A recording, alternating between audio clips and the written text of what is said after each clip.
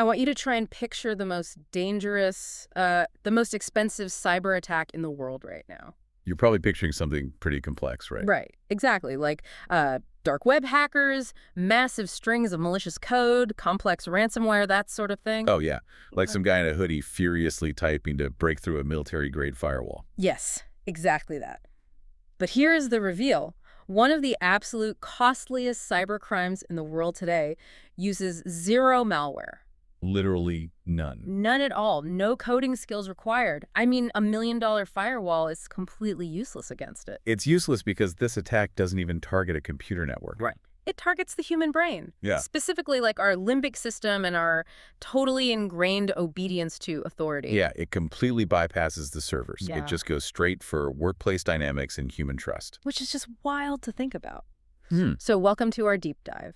Our mission today is to tear apart the mechanics of a crime known as business email compromise, or BEC. It is a fascinating pivot in how we actually need to think about security. We are going to dissect exactly how these invisible scams work, who they target, and, the really simple psychological tricks they use to just drain company bank accounts. Because for decades, the whole narrative around cybercrime has been dominated by that image of the shadowy hacker we talked about. Right, brute forcing passwords or whatever. Exactly, but the reality of modern theft is, well, it's far more elegant. I like to think of it like this analogy. It's like a bank robber who doesn't use, a vault laser or a getaway car. Right, they don't need any of that. No. They just study the branch manager for a while. They put on an identical suit. They walk right up to a teller during the morning rush. And using the manager's exact tone of voice, they just politely ask the teller to hand over all the cash. And the really terrifying part of that analogy is that the teller just hands it over. Because they think they're doing a good job. Yeah, they think they are being helpful. They are helping the boss. So we're unpacking all the sources today to understand why the people pulling this off are operating more like weaponized psychologists rather than traditional hackers. And we really need to emphasize this right up front. Yes. If you are listening to this and thinking, oh, I'll just forward this to the IT department. Yeah, like it's a tech issue. Right. If you think it's a tech issue, you are already falling into the primary trap. Exactly. Because whether you are a solo freelancer managing your own invoices, or you work at a startup, or you're running a mid-sized business, you need to hear this. You are the vulnerability.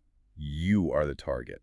Which brings us to the first big point from the research, the target profile itself. And this is where I think people get really confused. Yeah, there is a massive fundamental misunderstanding of this threat. Because when you picture high-stakes cyber heists, your instinct is to imagine massive multinational corporations, right?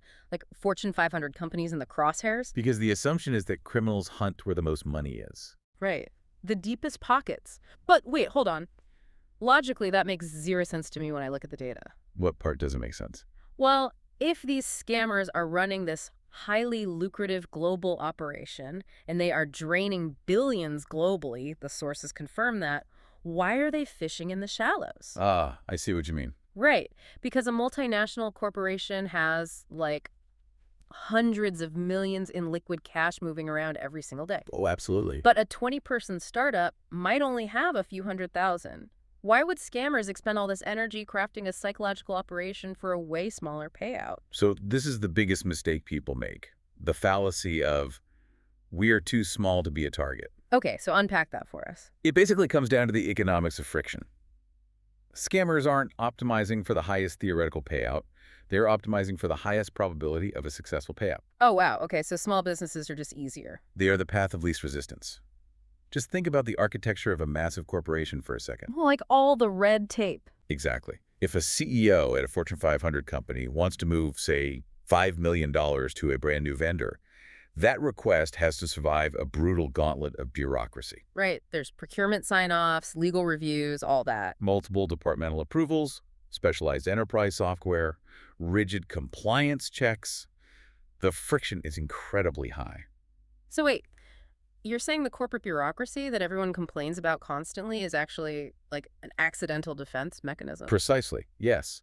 Now, contrast that corporate gauntlet with a small business or a startup. Startups are all about agility. Move fast and break things, right? Yeah. In that environment, moving money might literally just require the founder leaning out of their office and yelling to the accounts manager. Or shooting off a super quick email like, hey, need this invoice paid today to secure the new server space? Exactly. The friction there is virtually non-existent. And business email compromise thrives in low-friction environments. Because they just need one person to make a mistake.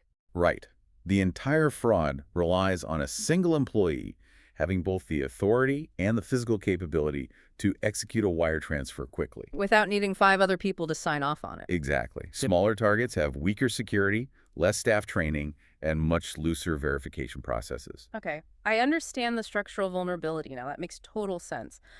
But explain the actual mechanism to me, because earlier we established there is no malware, no bad links to click. None. So how does an email just steal money? Well, it doesn't steal the money. Wait, what? The employee steals it for them. Oh, wow. Entirely willingly, too. Under the complete belief that they are fulfilling a legitimate business request. Okay, so this is the pure social engineering part. Exactly. The attacker impersonates a figure of authority. So typically the CEO, a senior manager, maybe the head of finance, or even an external vendor. And they just manipulate the employee into initiating the transfer themselves. Yeah. They hack our deeply ingrained obedience to the corporate hierarchy. Because when I get a message from my boss, I drop everything. Right? Your brain instantly categorizes it as high priority. We naturally want to be helpful. We want to be efficient. We want to clear hurdles for leadership. We want to prove our competence. Exactly. The scammer weaponizes our best professional traits against us. They're basically hacking the employee's desire to be a top performer. That is so twisted. It really is. But, I mean, to pull off an illusion that convincing, they can't just send a generic spam email, right? Like, dear sir, please send money. No, absolutely not. That wouldn't work at all. Right. The level of personalization required to make an accounts manager blindly transfer funds, it has to be incredibly high. Oh, it requires a staggering amount of intelligence gathering. Long before an email is ever even drafted, the attacker engages in this meticulous reconnaissance phase. Because they are doing their homework. Oh, they aren't guessing. They map out the exact hierarchy of the target company. They find out the CEO's name. They hunt down the specific people who work in accounts payable or HR. They figure out the vendor lists, ongoing projects. Yes. They learn the exact formatting conventions used for internal email addresses. They even pull high-resolution corporate logos so the signature looks right. Which begs the question, how are they getting this highly sensitive internal org chart? Are they, like, infiltrating servers to read internal memos months in advance? No, they don't have to infiltrate anything. So where do they get it? We hand them the blueprint voluntarily. The intelligence gold mines are completely public. Like, really? Public? Completely public. LinkedIn, the company's website, the team pages, social media accounts, data leaks. Oh, man. So it's the irony of the transparent workplace. It's the great paradox of modern corporate culture. Over the last 20 years, businesses have been heavily incentivized to be as visible as possible. Right. We market our company culture to get good hires. Exactly. We celebrate new hires publicly. We list our strategic vendor partnerships on our websites to build trust with clients and investors. Wow. So when an employee posts on LinkedIn like, thrilled to start my new role as accounts payable manager at ABC Tech, they think they're just networking. But they are essentially raising a massive flag for scammers, saying, I am the person with the checkbook. They're basically handing them the script for their own scam. They really are. They are providing the exact casting for the psychological play. That is wild. Think about it. If the attacker knows Sarah's the CEO and they see David's post about taking over accounts payable, they suddenly have their two main characters. Right. And then maybe the attacker monitors the company blog. They see a press release announcing a massive new infrastructure expansion with XYZ Logistics. Oh, so now they had a believable reason to ask for money. Suddenly, they have the plot, they know who has authority, who executes the payments, and they have a highly plausible narrative. Like paying XYZ Logistics for the new expansion. Exactly. It completely justifies a sudden request for funds. We are literally handing them the playbook, telling them who the boss is, who handles the money, what projects we're working on. It's all just sitting out there on the internet. Okay, so the attacker has the characters, they have the plot, they know who to target. Now we get to the actual execution. The art of the spoof. The illusion. Right. If they don't have access to the CEO's actual email account, How do they get a message into the accounts manager's inbox that looks legitimate enough to pass a visual inspection? Well, the goal isn't to beat the computer's visual inspection. The goal is to beat the human's visual cortex. Okay, so they're tricking our eyes. Yes, they craft a fake email address that perfectly, or near perfectly, mirrors a legitimate one. And they completely exploit the way modern email clients prioritize user experience. Give me an example of what that looks like. Let's say the legitimate email is ceo@abccompany.com. The attacker might register a domain that looks visually identical at a quick glance, but it has a slight typographical change. Like using a 0 instead of an O in the word company. That's a very classic example. Mhm. Or they use an extra letter, a number, or change the domain from .com to .net. We're like putting an R and an N together to look like an M. Yes, that's called a homoglyph attack. In many standard fonts, especially on a high-resolution screen, if you place an R and an N right next to each other, they merge visually. So it looks exactly like the letter M. Exactly. So rmicrosoft.com instead of microsoft.com. But surely, I mean, think about it. If I'm an accountant about to wire $50,000, I'm going to notice that the email address is spelled wrong, aren't I? You'd think so, right? I mean, we stare at these addresses all day long. That's the logical assumption. But it completely ignores the reality of human cognitive load. Okay, what do you mean by that? Biologically, our brains rely heavily on heuristics, mental shortcuts. Think about how you interact with your inbox on a really busy morning. Oh, it's a blur. Right. You have a backlog of messages, Slack notifications are dinging, you're trying to drink your coffee. Your brain is aggressively seeking efficiency. It's just trying to clear the notification. Exactly. And modern email clients, Outlook, Apple Mail, Gmail, they're designed to help you process information quickly. So to do that, they highlight the display name in bold, large text. It will literally say, Sarah Jenkins, CEO, in bold letters. Oh, and the actual address is hidden. The actual underlying email address is usually rendered in a smaller, lighter gray font. Or, if you're on a mobile device, it's completely hidden behind a drop-down menu. You're totally right. When I look at my phone, I only ever see the names. I never see the actual email address part unless I actively tap on the name to expand the contact card. And why would you tap it? Oh, I wouldn't. Exactly. Your brain reads the bold display name, recognizes Sarah Jenkins, cross-references that with the CEO, and instantly categorizes the message as safe. I'm just skimming right past the underlying metadata. Your visual cortex essentially hallucinates the correct spelling of the domain because that is what it expects to see based on the display name. Wow. So the attacker is basically exploiting our brain's autocomplete function. They aren't tricking the software. They are exploiting the user interface design that prioritizes a clean look over raw data visibility. That is deeply unsettling. They get through our digital perimeter just by relying on our biological desire to save mental energy. Pretty much. But, getting the fake email into the inbox is really just delivering the envelope. Right. The real threat is inside. Yeah, because if the email just says, hey, please pay this invoice, a diligent accountant might still route it through a normal, slow process. They put it in the queue. Yeah, they might schedule it for Friday's payment run.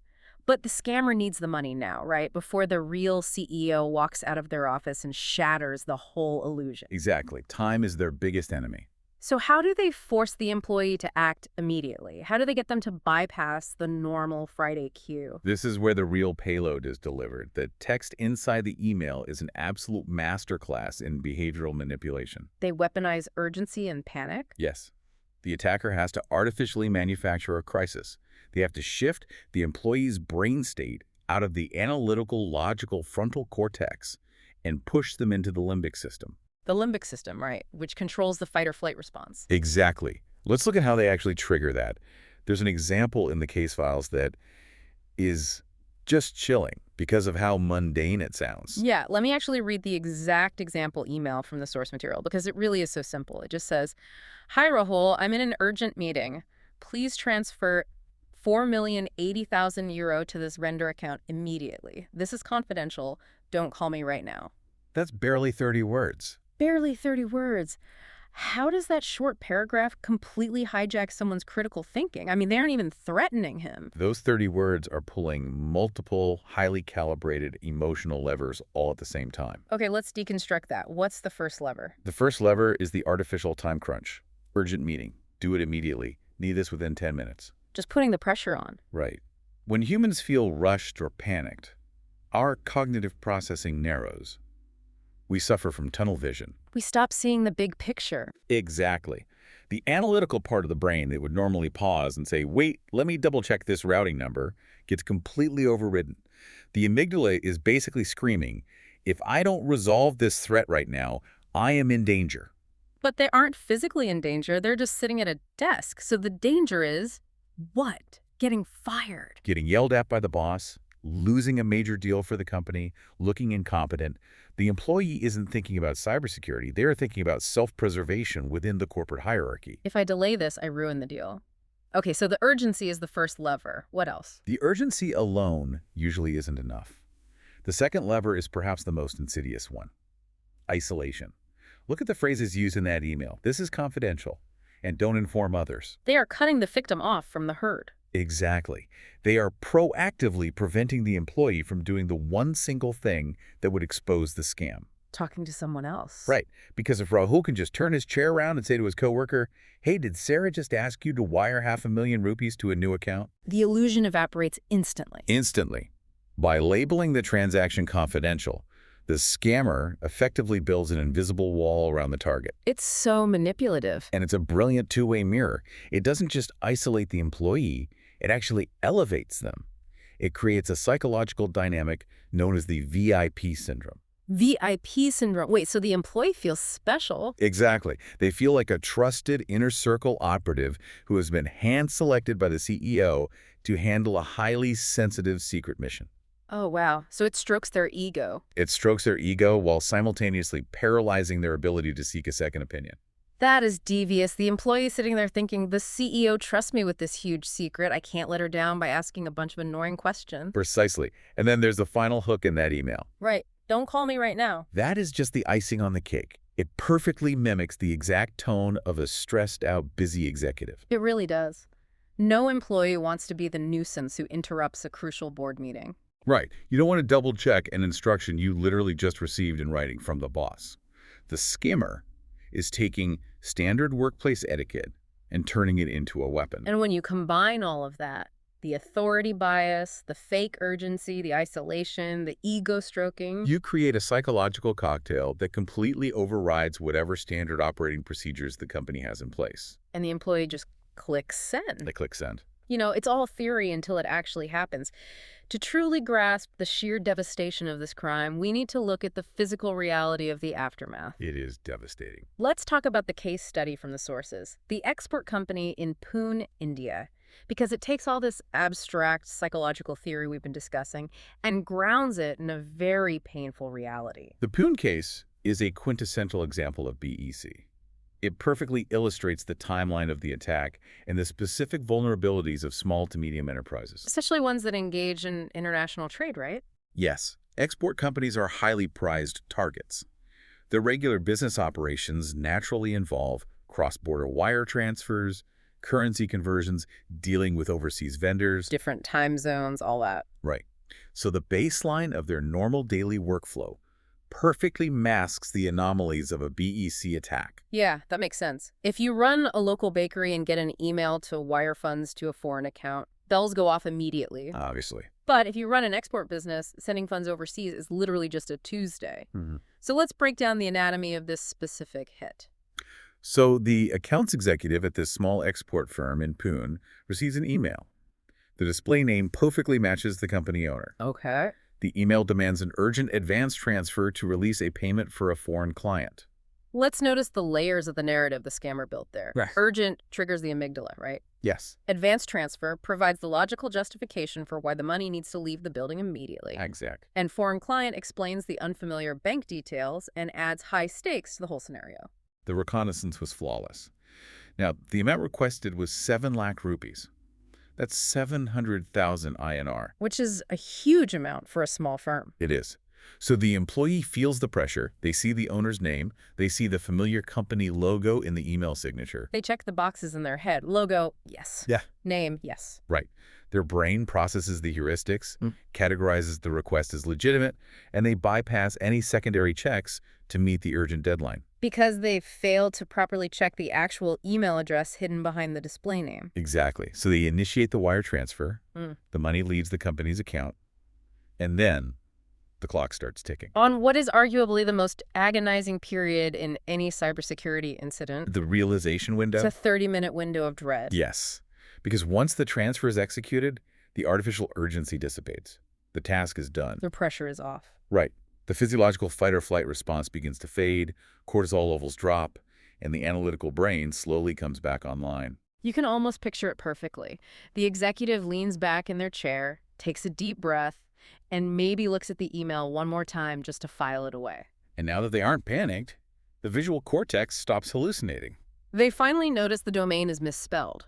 Or, even worse, maybe the actual company owner just walks out of their office holding a coffee, looking completely relaxed. Definitively not in a confidential, urgent meeting. Oh, the stomach drop must be physically sickening. It is the exact moment the digital illusion shatters against physical reality. Oh. They realize the owner never sent the email. It came from a fake domain. But 30 minutes later, it's too late? It's way too late. The defining characteristic of a wire transfer is finality. Right, it's not like a credit card where you just call and cancel it. No.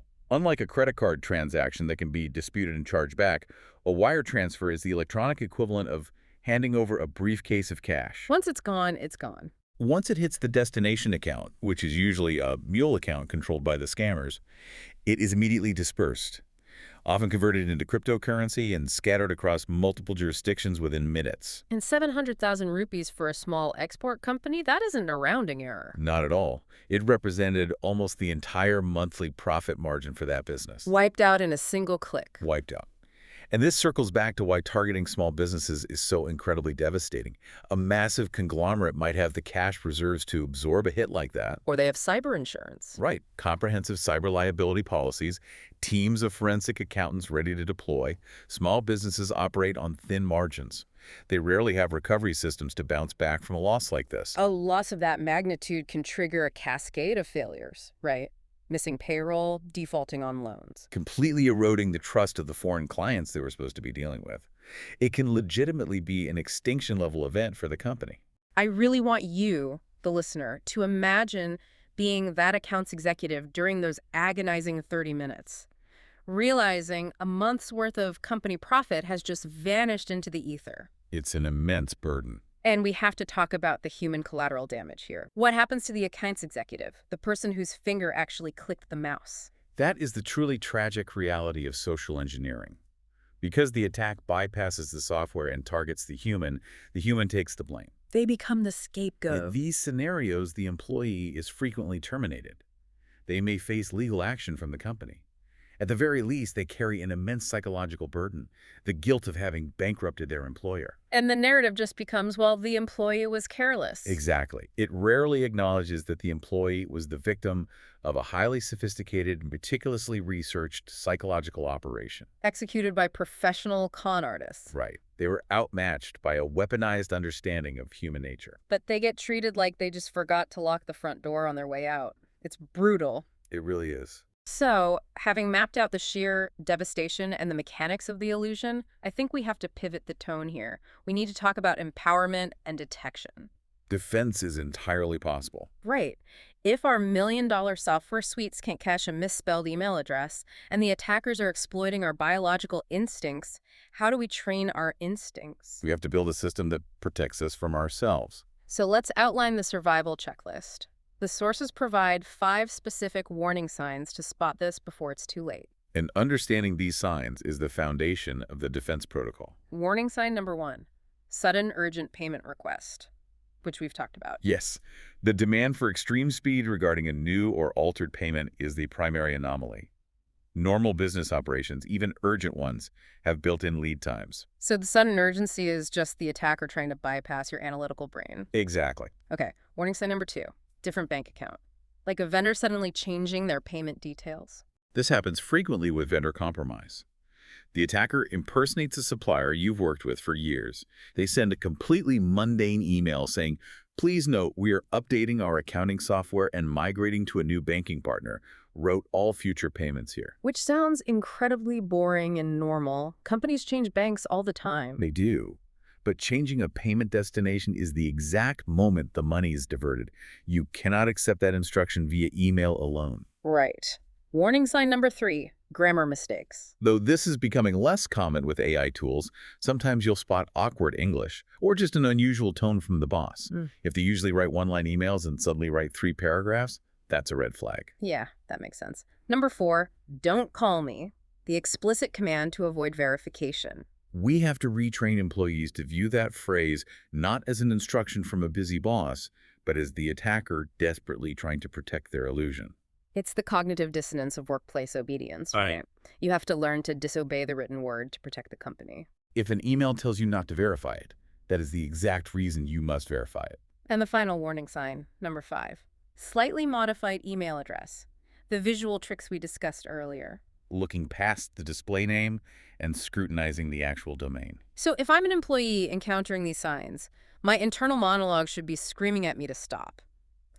But how do we structurally force that verification? How do we build the defenses? The defense requires a fundamental paradigm shift. We have to stop viewing security purely as a technological problem and start viewing it as an architectural problem. Okay, what does that mean in practice? We need to introduce deliberate structural friction back into the system. So we architect systems that make isolation impossible. Exactly. The attacker's playbook relies entirely on cornering one panicked employee. So the defense is enforced collaboration. We implement what's known as a dole approval system. Explain how that changes the dynamic on the ground, like day to day. It physically alters the required mechanics of moving capital. You configure your banking software so that a single employee cannot independently execute a transfer above a certain threshold, say $1,000. Okay.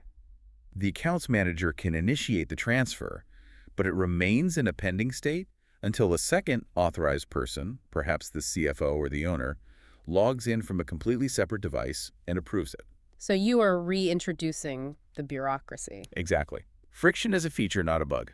I love that. Friction as a feature. By requiring 2 people to touch the transaction, you instantly cripple the scammer's ability to isolate the victim. Because the scammer might be able to trick Rahul with a fake email, but they can't simultaneously manipulate Rahul and the CFO in real time. Right. It forces a conversation. Rahul has to say to the CFO, hey, I initiated that urgent transfer you emailed me about. And the CFO says, what email? And the illusion breaks. The illusion shatters. That's brilliant. And now what about technological defenses? You mentioned earlier that there's no malware, but surely there are some tech protocols that help. There are, but they focus on identity verification rather than scanning for viruses. The most critical is multi-factor authentication, or MFA. Okay, MFA. How does that fit into BEC? Well, while BEC often relies on spoofed domains, like our Microsoft example, sometimes the attackers actually manage to steal the real password of the CEO through a prior phishing campaign. Oh, so they are actually inside the real email account. Yes. And if they log into the real CEO's account, the attack is infinitely harder to spot because the email address is 100% authentic. So how does MFA stop them if they already have the password? Because MFA physically decouples the digital credential from the access. Meaning the password isn't enough anymore. Right. The password is no longer the key, it's only half the key. The second half is a physical token, usually a push notification or a 6-digit code sent to the CEO's actual smartphone. Got it. So even if the attacker in Russia or Nigeria has the CEO's password, the password is useless unless they also physically possess the CEO's iPhone. It turns a digital vulnerability into a physical barrier. That makes perfect sense. It's essential. But going back to the human element, you can have dual approval, you can have MFA, you can have all the employee training in the world for the HR and accounts teams. But if the company culture is toxic, the defenses fail. Oh, 100%. That is the most profound vulnerability of all. Because if an employee is terrified of the CEO, they will find a way to bypass the friction just to avoid getting yelled at. Exactly. You can build the most robust zero-trust architecture in the world, but if you lack psychological safety, the scammers will still win. So building a defense means creating a culture where questioning a superior's email is rewarded, not punished. It has to be actively celebrated. If an employee calls the CEO and says, I know you're in a board meeting and I'm sorry to interrupt, but I received a highly unusual request from your email and I needed to verify it verbally. The CEO's response must unequivocally be, thank you, you did exactly the right thing. Yes. If the CEO sighs and says, why are you bothering me with this? They have just destroyed their own firewall. They have trained the employee never to verify again. Precisely. Culture is the ultimate security protocol. And it all culminates in what is effectively the golden rule of surviving business email compromise.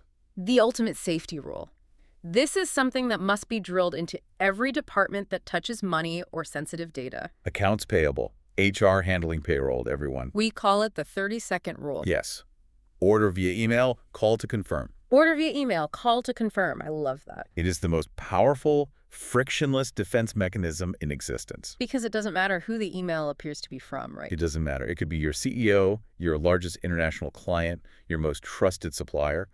If an email requests a transfer of funds or a change in vendor payment routing details, Before a single keystroke is made to move that money, you break out of the digital environment, you pick up the phone. you do not reply to the email. No, never reply to the email. Because if the attacker controls the inbox, they will just reply and say, yes, it's really me. Right. You are basically just asking the bank robber if they are allowed to be in the vault. Exactly. You must use an alternate communication channel. You call the phone number you already have on file for that person, not the one in the email signature. Good point. The attacker probably changed the phone number in the signature. Exactly. You force a real-time, synchronous human interaction. Hey, Sarah, I just got an email asking for 7 lakh to be wired to a new overseas account. Was that you? No. Boom. The attack is neutralized.